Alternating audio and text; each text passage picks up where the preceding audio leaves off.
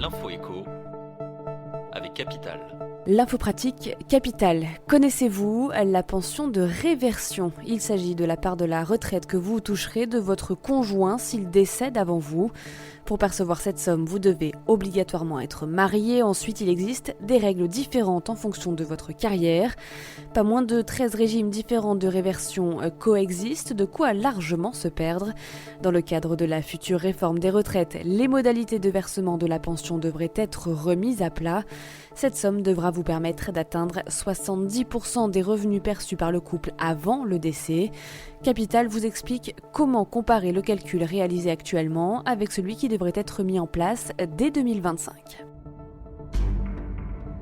Le coup de gueule du jour est poussé par Henri Buzy-Cazot, chroniqueur pour Capital. Cet expert en immobilier s'inquiète des conséquences sociales de l'envolée des prix dans les grandes villes. La flambée exclut les jeunes acheteurs des centres-villes et contraint ceux qui s'endettent à se serrer la ceinture, au point de ne plus consommer autant qu'ils le souhaiteraient. Une autre conséquence touche les jeunes parents, à 90 000 € la pièce supplémentaire à Paris ou encore 50 000 € dans d'autres grandes villes. Trop de ménages n'ont pas les moyens de changer de logement à la naissance de leur premier enfant et se retrouvent donc assignés à résidence. Retrouvez le coup de gueule d'Henri Buzy-Cazot sur capital.fr. Le chiffre du jour, 1 million d'euros. C'est l'indemnité réclamée par l'OM à la ville de Marseille pour avoir été privé de jouer un match au Vélodrome en août 2009.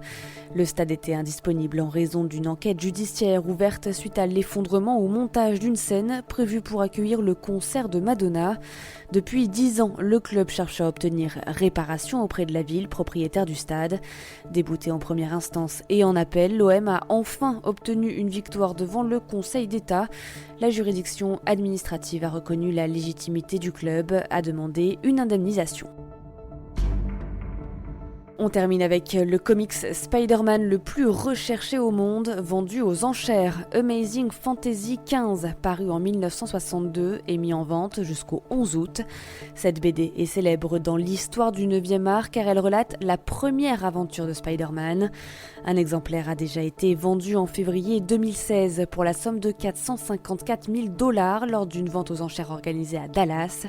En 2018, un autre exemplaire avait été acheté pour 415 000 $ lors de l'enchère Comic Link. Pour le moment, l'offre la plus haute est de 8 500 €, mais les enchères devraient monter dans les heures à venir. On vous explique tout sur capital.fr. C'était l'info écho avec Capital.